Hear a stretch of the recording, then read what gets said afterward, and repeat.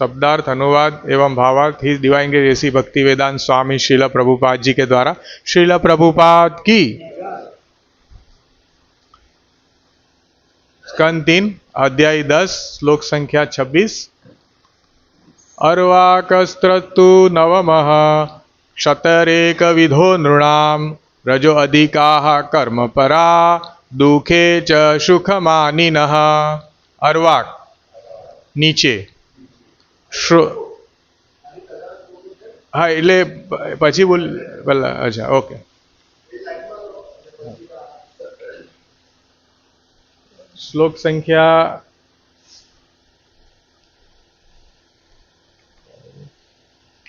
22 શ્રીમદ ભાગવતમ સ્કંદ 3 અધ્યાય 10 સૃષ્ટિના વિભાગો શ્લોક સંખ્યા 22। गौरजो महिषः कृष्णः सुकरो गवयो रुरुः द्विषफाः पशवे क्षेमे अविरुष्ट्रश्च सत्तम। अनुवाद प्रभु जी शब्दार्थ भी बोलो। शब्दार्थ गौ गाय, अजह बकरी, महिमः भैंस, कृष्णः काळो मृग, शुकरः भूंड, गवयः प्राणीनो एक प्रकार, रुरुहु हरण, द्विशफाः बे खरीवाळा पशुओ, पशवः पशुओ, च पण, इमे आ बधा, अविहि घेटू, उष्ट्रः ऊंट, च अने, सत्तम श्रेष्ठ। अनुवाद हे श्रेष्ठ विदुर, निम्न प्राणियों में गाय, भैंस, बकरू, काळू मृग, भूंड, रोज, हरण, घेटू अने ऊंट ए बधा बे खरीवाळा प्राणीओ छे। श्लोक संख्या 23। खरसोऽस्वतरो गौरः शरभः क्षमरी तथा एते चेकशफा क्षतः शृणु पश्यन् खान पशून्। खरः गधेड़ो, अश्वः घोड़ो, अश्वतरः खच्चर गौर धोळू हरण, शरभः जंगली भैंस, चमड़ी जंगली गाय, तथा आम एते आ बधा, च अने, एक शफाहा एक ज खरीवाळा, शतः हे विदुर, शृणु हवे सांभळो, पंच 5 नखान नखवाळा, पशून पशुओ विશે। अनुवाद गधेड़ू, घोड़ो, खच्चर, गौर एटले के श्वेत हरण, शरभः एटले के जंगली भैंस अने चमरी गाय आ बधा एक खरीवाळा प्राणीओ छे। हवे तमे 5 नखवाळा प्राणीओ विશે सांभळो। श्लोक संख्या 24। स्वासृगालो वृको व्याघ्रो मार्जरः शशशल्लको श्रीः कपिर्गजः क्रूमो गोदा च मकरादयः। स्वा एटले कूतरू, शृगालः शियाळ, वृकः वरु, व्याघ्रः वाघ, मार्जः बिलाडू, शश शशलू, शल्लको सेढाई, सिंह सिंह, कपिः वांद्रो, गजः हाथी, कूर्मः काचबो, गोधा धो, च अने मकर आदयः मगर वगैरे। अनुवाद कूतरू, शियाळ, वरु, वाघ, बिलाडू, ससलू, सेढाई, सिंह, वांद्रो, हाथी, काचबो, गो, मगर वगैरे पंचनख प्राणीओ तरीके ओळखाय छे। श्लोक संख्या 25। कंकगृबकशेन भास भालू कबर्हिणः हंससारसचक्रा यका कोलुकादयः खगा। कंक बगलो, गृध्रः गीध, बगलो, शेन बाज, भास पक्षी, भल्लुक, बर्हिणः मोर, हंस, सारस, चक्रायः चक्रवाक, काक, કાગડો, ઉલુક ઘુવડ, આદ્યહ વગેરે, ખગાહ પક્ષીઓ, બગલો, ગીધ, બાજ, ભાસ પક્ષી, ભલ્લુક, મોર, હંસ, સારસ, ચક્રવાક, કાગડો, ઘુવડ વગેરે પક્ષીઓ. શ્લોક સંખ્યા 26. અર્વાકસ્ત્રસ્તુ નવમ ક્ષતેરક વિધો નૃણામ રજો અધિકાહ કર્મપરા દુહકે ચ સુખમાનિનઃ. અર્વાક નીચે, સ્ત્રોતઃ ખોરાકનો સંચાર, તું પરંતુ, નવમઃ નવમો, ક્ષત હે વિદુર, એકવિધઃ એક જ પ્રકારનો, નૃણામ મનુષ્યનો, રજઃ રજોગુણ, અધિકાહ મુખ્યત્વે, કર્મપરાહ કર્મપરાયણ, દુઃખે દુઃખમાં, ચ પણ, સુખમાનિનઃ સુખ માનનારા. अनुवाद एवं भावार्थ इस डिवाइन के देसी भक्ति वेदांत स्वामी शिला प्रभुपाद जी के द्वारा शिला प्रभुपाद की जय. अनुवाद. જે એક જ પ્રકારની યોનિવાળા છે અને પોતાનો ખોરાક ઉદરમાં સંગ્રહે છે તે મનુષ્ય નવમી સૃષ્ટિ છે. મનુષ્ય જાતિમાં રજોગુણ બહુ આગળ પડતો હોય છે. દુઃખપૂર્ણ જીવનમાં પણ મનુષ્યો હંમેશા કર્મરત હોય છે, પરંતુ તેઓ પોતાને સર્વ રીતે સુખી માની લે છે. ભાવાર્થ. મનુષ્ય પશુઓથી પણ વધુ રજોગુણી છે અને તેથી તેનું જાતીય જીવન વધારે અનિયમિત છે. પશુઓ સંભોગ માટે નિર્ધારિત સમય હોય છે પશુઓને સંભોગ માટે નિર્ધારિત સમય હોય છે, પણ મનુષ્યને આવી પ્રવૃત્તિ માટે કોઈ નિયમિત સમય હોતો નથી.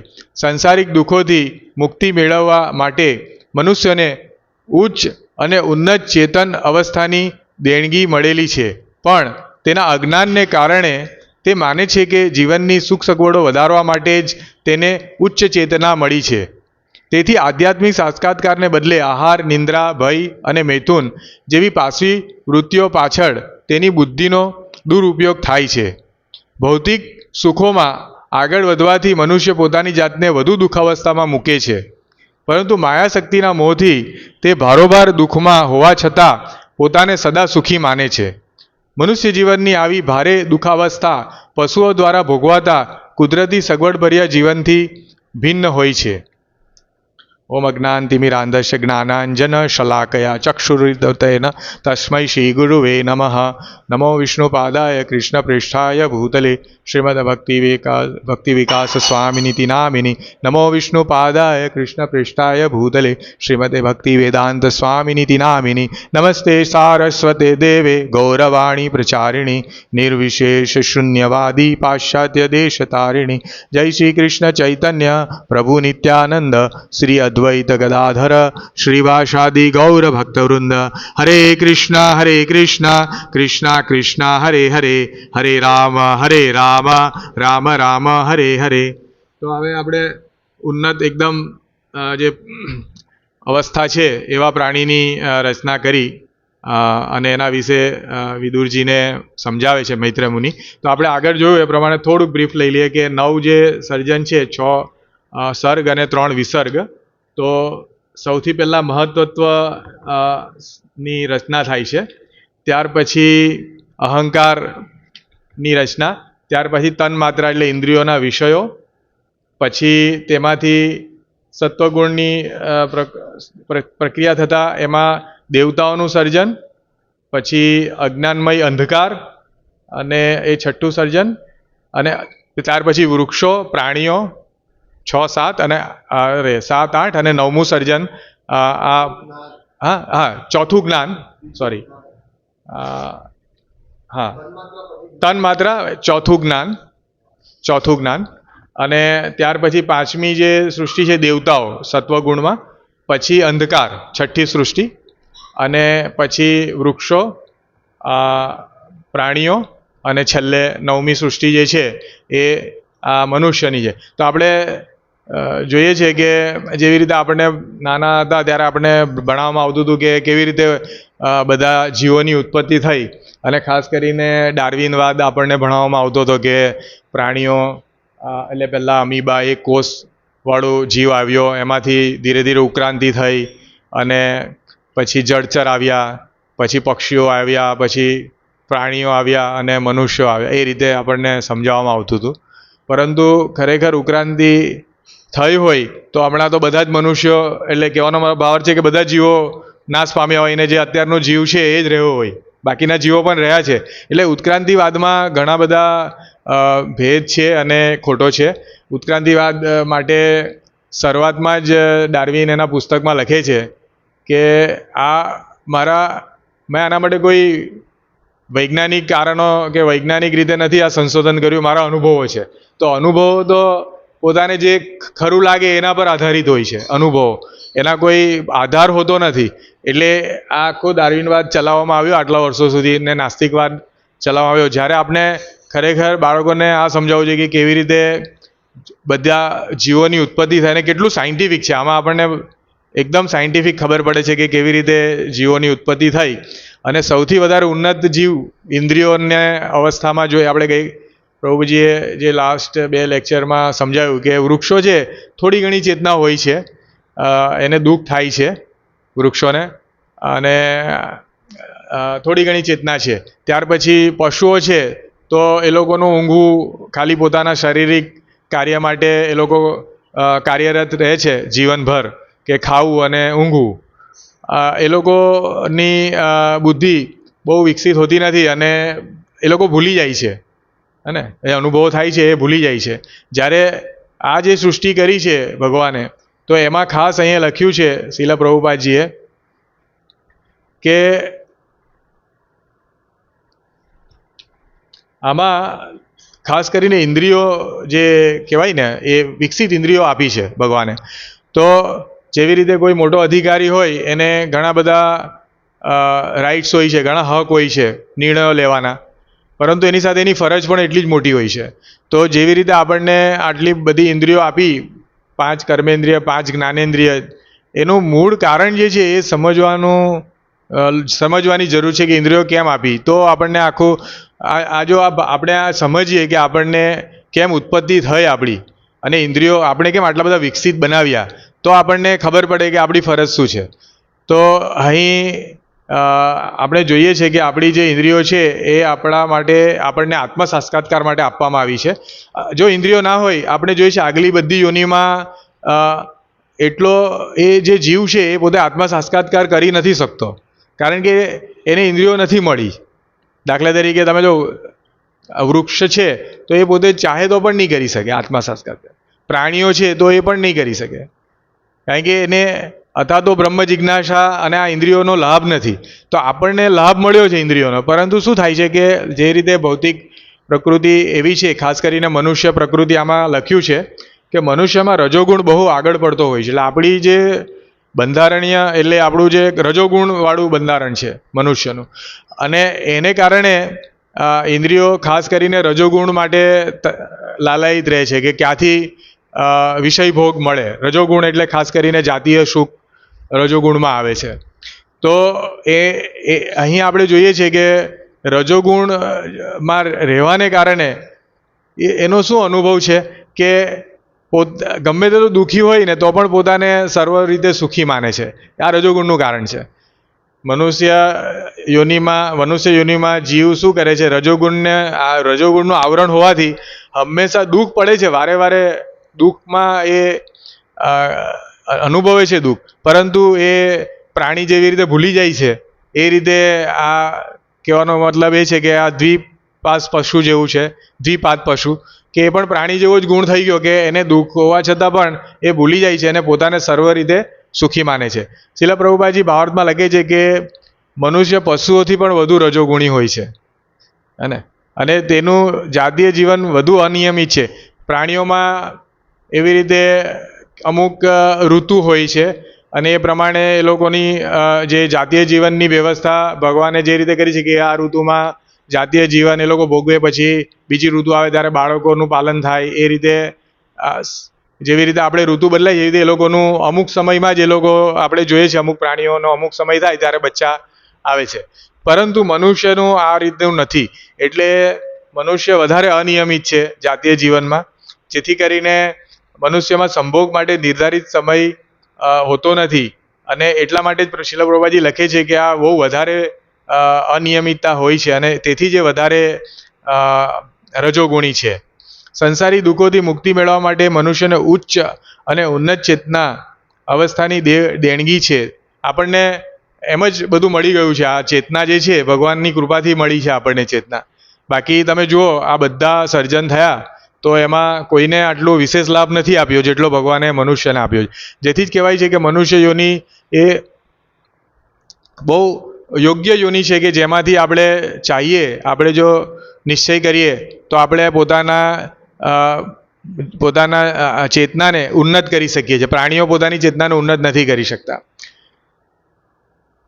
પરંતુ આ જે આપણને મળ્યું છે તેનું આપણને અજ્ઞાનને કારણે, અજ્ઞાન છે, આપણને ખબર નથી અને એને કારણે જીવનની સુખ સગવડો વધારવા માટે આપણે એનો ઉપયોગ કરીએ છીએ. તો આપણે જોઈએ છીએ કે આપણને આ જે ચેતના મળી છે, બુદ્ધિ મળે છે, તો લોકો માત્ર ને માત્ર એનો ઉપયોગ શેના માટે કરે છે? આપણે જોઈએ છીએ કે એ લોકો કેવી રીતે સગવડવાળું જીવન જીવાય એનો જ એક આશય છે. એટલે બુદ્ધિનો ઉપયોગ શેના માટે કરવો જોઈએ? ખરી રીતે જોઈએ તો વૈદિક સમયમાં આપણે જોઈએ છે કે બુદ્ધિનો ઉપયોગ માત્ર ને માત્ર આત્મ સાક્ષાત્કાર માટે કરવામાં આવતો હતો. ઇન્દ્રિયોનો ઉપયોગ પણ એના માટે જ કરવાનો હતો. અત્યારે ભૌતિક જગતમાં કલિયુગના પ્રભાવથી ઇન્દ્રિયોનો દુરુપયોગ થવા માંડ્યો. જે પણ ઇન્દ્રિયો છે એ બુદ્ધિથી આપણે કેવી રીતે સુખ સગવડ ભર્યું જીવન જીવીએ, વધારે ને વધારે ભૌતિક લાભો મળે જીવન જીવવાના, એના જ પ્રયોજનમાં મનુષ્ય જાતિ પોતાનો સમય વ્યતીત કરે છે. આપણે જોઈએ વૈજ્ઞાનિક લોકો કેટલી બધી શોધો કરે છે. હવે હમણાં જોઈએ કૃત્રિમ બુદ્ધિ, જે આર્ટિફિશિયલ ઇન્ટેલિજન્સ, તો એમાં હવે આપણે વિચારવાનું બી નથી. આપણે કંઈ લખવું હોય લેટર વેટર બી એ પોતે ડ્રાફ્ટ કરી નાખે આર્ટિફિશિયલ ઇન્ટેલિજન્સ. તો પછી ભાષાનું જ્ઞાન પણ એ જ કરે બધું. ધીરે ધીરે આ બધા સગવડને કારણે આપણે ખરી રીતે ઇન્દ્રિયોનો જે ઉપયોગ કરવો જોઈએ, અને બીજું બધું સમય કેટલો જાય છે. હવે લોકો એવું કહે છે કે આપણે સગવડો ઊભી કરી તો આપણે સમય બચે, પરંતુ આપણે જોઈએ છે ઊંધું થાય છે.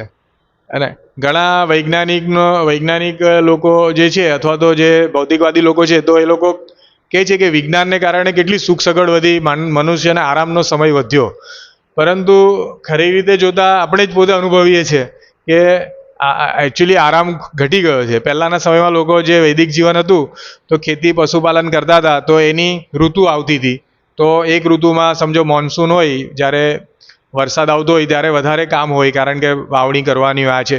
પછી થોડું 1-1.5 મહિનો જ્યારે ઉગે ત્યારે તો એમાં એટલો સમય નથી આપવાનો, ત્યારે સિંચાઈ કરવાની હોય કે એવું કરવાનું હોય 1-2 કલાક, પણ ઘણો સમય આપણો એટલે એવી વ્યવસ્થા હતી. પશુપાલનમાં બી આપણે સમજો દૂધ, આપણે જોઈએ છીએ કે પશુપાલનમાં આપણે ચારો આપીએ તો દૂધ માટે પ્રયત્ન આપણે નથી કરવાનો બનાવવા માટે. ફેક્ટરીમાં જેવી રીતે લોકો કલાકો સુધી કામ કરે છે અને પછી કંઈ પ્રોડક્શન મળે છે. ગાયની વ્યવસ્થા છે કે એ ભગવાનની વ્યવસ્થાથી ગાય પોતે દૂધમાં કન્વર્ટ કરી લે છે અને પછી સવારે આપણે દૂધ દોહી લઈએ છીએ. તો આટલું સુંદર વ્યવસ્થા છે કે આ વ્યવસ્થા એટલા માટે જ છે કે મનુષ્ય વધુના વધુ સમય આત્મ સાક્ષાત્કાર માટે રાખે. એટલે જ બધા પ્રકલ્પ આપણા ગુરુ મહારાજ ખૂબ જ આના પાછળ છે. કારણ કે આજે જોઈએ ને કે ભૌતિક જગત એ દુષ્કર છે આત્મ સાક્ષાત્કાર માટે, બહુ અઘરું છે. કારણ કે વધારે ને વધારે સમય રજોગુણમાં આપણે વ્યતીત કરીએ છીએ અથવા તો તમોગુણમાં વ્યતીત કરીએ છીએ. અને વૈદિક સંસ્કૃતિ જે છે એ કહેવાનો મતલબ કે એનો આધાર જ એ છે કે મનુષ્ય જીવન ખાસ કરીને આત્મ સાક્ષાત્કારમાં એનું વધે અને વધે, આગળ ઉન્નત થતું જાય. તો આજે જોઈએ છે કે સગવડો વધી છે, પણ મનુષ્ય વધુ ને વધુ, રોજ સુરતમાં 6 આત્મહત્યા થાય છે રોજ. સુરત નંબર 1 સિટી થઈ ગયું આત્મહત્યામાં હાલ. તો કહેવાનો ભાગ કે હવે તો તમે વિચારો કે આટલી બધી સગવડ વધી હોય તો આત્મહત્યા કેમ થાય? એટલે આપણા કહેવાનો મતલબ કે આપણને ભૌતિકવાદી લોકો આપણને ડાયવર્ટ કરે છે આપણા ભાવને, અને આપણે વધારે ને વધારે એ લોકોનું જે માર્કેટ છે એ માર્કેટ એ લોકોનું ચાલે, એ લોકોનું બજાર જે છે ભૌતિકવાદીઓનું બજાર ચાલે, આપણે ઓછામાં ઓછી વ્યવસ્થાથી ચલાવવું જોઈએ. તો જ આપણે જીવન એટલે ખાસ કરીને વધારે ને વધારે સુખ સગવડવાળું જીવન જે છે એના માટે પ્રયત્નશીલ રહેવાથી આપણે જે ખરા અર્થમાં ઇન્દ્રિયનો ઉપયોગ થવો જોઈએ એ નથી થતો, અને આપણી બુદ્ધિ જે છે એ ઉન્નત થવાને બદલે એ વિચારોમાં ને વિચારોમાં આપણે આપણું જીવન વ્યતીત કરી દઈએ છીએ, અને અંતે આપણે પછી મૃત્યુને શરણ થઈ જઈએ છીએ. અને મનુષ્ય જીવન જે અમૂલ્ય છે, જે નવમા લેવલનું છે, હે ને, જે સૃષ્ટિનો નવમી સૃષ્ટિ છે એને આપણે દુરુપયોગ કરીએ છીએ. આપણે શું કરીએ છીએ કે આ ઉચ્ચ ચેતના છે એને આધ્યાત્મિક સાક્ષાત્કારને બદલે આહાર, નિંદ્રા, ભય, મૈથુન જેવી પાશવી વૃત્તિઓ પાછળ તે બુદ્ધિનો દુરુપયોગ કરીએ છીએ. એટલે આપણે આ જ વિચાર્યા કરીએ કે બહુ સારું, આજે જોઈએ છે કે દોડી રાત્રે પણ, આજે સવારે પણ આપણે નીકળીએ તો સ્વિગીવાળા ફરે છે, રાત્રે બી ફરે છે બધા સ્વિગી ને ઝોમેટો. એટલે કહેવાનો મતલબ આહાર કેટલા અનિયમિત રીતે અને કેવો આહાર લે છે, અને એની વ્યવસ્થા આટલું મોંઘું હોય પાછું. એ જ વસ્તુ આપણે ઘરે બનાવીએ તો કેટલું સસ્તામાં થઈ જાય, મોંઘું પાછું કેટલું બધું ગંદુ, અને ક્યારે બનાવેલું હોય, વાસી, અને એના માટે પૈસા ખર્ચીને લોકો સુખ સગવડ માને છે આને, હે ને. તો આહાર, નિંદ્રા માટે લોકોનો અનિયમિત નિંદ્રા છે. બધા જે યુવાનો છે, ઇવન ઘરડા પણ, જે લોકો સવારે મોડા ઉઠે છે, અને ખાસ જે આપણો બ્રહ્મ મુહૂર્તનો સમય છે એ ચાલ્યો જાય છે. હા, કોઈ વાર તબિયત કે વૃદ્ધસ્થાને અવસ્થાને લીધે કોઈક વાર એવું થઈ શકે, પરંતુ જીવનમાં એનો નિયમ બની જાય લોકોનો કે ભાઈ 8 વાગે જ ઉઠવાનું સવારે, કે 9 વાગે જ ઉઠવાનું. તો આહાર, નિંદ્રા,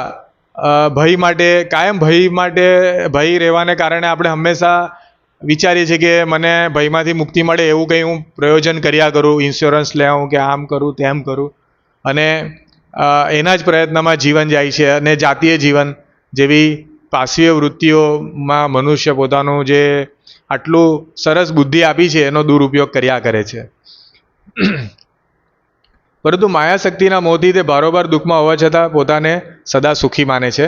એટલે આપણે માયાથી આવૃત છે, બહિરંગા શક્તિ, માયાશક્તિ ભગવાનની કાર્યરત છે, અને એના લીધે આપણે આ દુઃખ પડે છે તો પણ આપણે એમાંથી સુખ શોધ્યા કરીએ છીએ. હમણાં ચૈતન્ય મહાપ્રભુ દાસ આવ્યા હતા તો એમણે સમજાવ્યું કે બિલાડી છે તો એ પેલા સિક્કામાં ઉપર થોડું રૂ બહારથી હતું, તો એને માખણ કે એવું સમજીને કેટલા દિવસ સુધી એ કૂદ્યા કરી, અને પછી થાકી ગઈ અને છેલ્લે મૃત્યુને પામી. એટલે કહેવાનો ભાવ છે કે વિષય સુખ એવું જ છે કે આપણે સમજવું જોઈએ, આપણે અનુભવથી સમજવું જોઈએ કે આ વિષય સુખ ક્યારે આપણને આનંદ નહીં આપી શકશે. આપણે ક્ષણિક આનંદ મળે, પણ એના માટે એટલું બધું દુઃખ એની પાછળ હોય છે એ આપણે જોવું જોઈએ.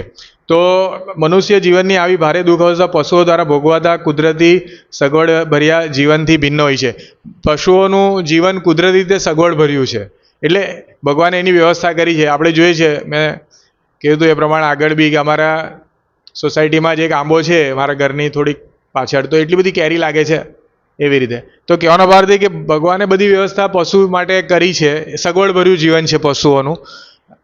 એ લોકોને આપણી જેમ ઓફિસ કે ધંધો નથી કરવો પડતો, તે છતાં એ લોકોનું જીવન ચાલે છે. પશુ પંખી આટલા બધા છે, તો આપણે જોઈએ છે કે હા, મનુષ્યએ એના માટે ટ્રબલ ઊભી કરી છે, એના લીધે થોડા ઘણા મુશ્કેલીઓ એ લોકો અનુભવી રહ્યા છે. બાકી એ લોકોની બધી સગવડો છે જંગલમાં. આજે મનુષ્ય જંગલમાં પણ ઘર બનાવીને બધા રિસોર્ટ બનાવે છે જંગલમાં, ને એમની જે વ્યવસ્થા છે ખોરવી કાઢે છે. પરંતુ પ્રાય આપણે જોઈએ છીએ કે ભગવાને બહુ સગવડભરી વ્યવસ્થા કરી છે, અને એના જીવનથી આપણું જીવન ભિન્ન છે. આપણે સગવડભરી વ્યવસ્થા માટે જીવન નથી જીવવાનું. આપણું જીવન જે છે ખાસ કરીને આત્મ સાક્ષાત્કાર માટે છે. અહીં થોડા કોટેશન છે શિલા પ્રભુપાદજીના. શ્રીમદ ભાગવતમ સ્કંદ 4 अध्याय 27 श्लोक 5. अवैध यौन संबंध, यह यौन संबंध है जो शास्त्रों में दिए गए नियमों का उल्लंघन करता है. जब कोई व्यक्ति शास्त्रों या वेदों के नियमों का उल्लंघन करता है तो वह पापपूर्ण कार्य करता है. जो व्यक्ति पापपूर्ण कार्य में लिप्त रहता है वह अपनी चेतना को नहीं बदल सकता. तो તો આપણને કેમ આમાં નિયત યૌન સંબંધ, આપણે જે 4 નિયમ છે, નશો, માંસાહાર, જુગાર અને વ્યભિચાર, તો નિયંત્રિત યૌન સંબંધ જાતીય જીવન બહુ ઇમ્પોર્ટન્ટ છે, નહીં તો શું થશે, એ પાપ કહેવાય છે. અનિયંત્રિત જાતીય જીવન, નિયંત્રિત જાતીય જીવન એટલે માત્ર આપણા કૃષ્ણ ભાવના ભાવિત બાળકો માટે જ આપણે જાતીય જીવનનો ઉપયોગ કરીએ, જે ઇન્દ્રિય છે એનો ઉપયોગ કરીએ. તો શીલ પ્રભુપાદજી લખે છે કે આ શાસ્ત્રના વિરુદ્ધની પ્રવૃત્તિ છે, અને શાસ્ત્રની વિરુદ્ધની કોઈ પણ પ્રવૃત્તિ આપણે કરીએ તો આપણું જીવન પાપમય બને, અને પાપમય જીવનને કારણે ક્યારેય આપણે ઉન્નત ચેતનામાં આવી નહીં શકીએ. ભગવદ્ ગીતા અધ્યાય 10 શ્લોક 12, परम ब्रह्म परम धामम पवित्रम परम भवन, कृष्ण परम शुद्ध है जो, और यदि हम अपनी चेतना को भौतिक भोग से बदलकर कृष्ण की ओर कर ले तो हम शुद्ध हो जाते हैं. यह भगवान चैतन्य महाप्रभु द्वारा अनुशंसित प्रक्रिया है, जिसे हम चेतो दर्पण मार्जनम चैतन्य चरितामृत मीन्स 20.12 की प्रक्रिया में कहा गया है, जो हृदय रूपी दर्पण को शुद्ध करता है. तो આપણે જેટલી ઇન્દ્રિય નિયંત્રિત તામ તિશિષ્વમ ભારત, આપણે જેટલી ઇન્દ્રિયોને નિયંત્રિત કરીશું તેટલો ફાયદો શું થશે કે આપણે શુદ્ધિ તરફ જઈશું. ચેતના આપણી જે છે 4 નિયમનું પાલન એ ઇન્દ્રિય નિગ્રહ માટે જ છે, એ સૌથી મહત્વનું છે. આજે આપણે જોઈએ ઘણા લોકો યોગી છે, બહુ બધી આપણે જોઈએ છે અમુક બહુ મોટા ઋષિઓ એટલે યોગીઓ અને કથાકથિત કહેવાય આધ્યાત્મવાદી લોકો બહુ આપણને લાગે કે બહુ ચર્ચા કરે છે શાસ્ત્રોની, પરંતુ જો 4 નિયમનું પાલન ના કરતા હોય તો એ લોકોની શુદ્ધિ નથી થતી. અને આપણે જોઈએ છીએ કે ઘણા બધા ન્યૂઝમાં પણ આવે છે કે ફલાણા સ્વામી છે કે હવે હમણાં જેલમાં છે અથવા યૌન સંબંધમાં સપડાયા છે. તો આ બહુ ઇમ્પોર્ટન્ટ છે કે આપણે શુદ્ધિ ક્યારે થશે કે આપણે જ્યારે ભગવાનનું જે શરણ લઈશું. ભગવાન પૂર્ણ શુદ્ધ છે એટલે, અને ભગવાનના શરણ માટેની જે વિધિ છે ચેતોદર્પણ માર્જનમ, એ ખૂબ જ સરળ વિધિ છે કે આપણે હંમેશા હરિનામ, શુદ્ધ હરિનામ માટે પ્રયત્નશીલ રહેવું જોઈએ. હરે કૃષ્ણ મહામંત્ર, શુદ્ધ હરિનામ જે છે એ કાયમ લેવું જોઈએ, અને ભગવાનની સેવામાં હંમેશા રત રહેવું જોઈએ. આપણે હંમેશા આપણી ઇન્દ્રિયોને એવું જ વિચારવું જોઈએ કે હું કેવી રીતે ભગવાનની સેવા કરી શકું, તો આપણે એનો સદુપયોગ કરીશું. શ્રીમદ ભાગવતમ સ્કંદ 5 अध्याय 5 श्लोक संख्या 10-13, शास्त्रीय आदेश के अनुसार अपनी पत्नी के साथ यौन संबंध भी ब्रह्मचर्य के रूप में स्वीकार किया गया है, लेकिन अवैध यौन संबंध धार्मिक सिद्धांतों के विरुद्ध है और यह आध्यात्मिक चेतना में प्रगति में बाधा है. तो पाछू एक श्लोक आवे छे कि एमां आ ज वस्तु कही छे कि आपने अपनी पत्नी સાથે પણ આપણે જ્યારે યૌન સંબંધ છે એ બ્રહ્મચર્યના રૂપમાં ક્યારે થશે કે જ્યારે માત્ર ને આપણે એનો ઉપયોગ નિયંત્રિત બાળકો માટે જે કૃષ્ણ ભાવના ભાવિત બને એના માટે જ આપણે કરીએ, તો એ પણ એક ટાઈપનું બ્રહ્મચર્ય છે.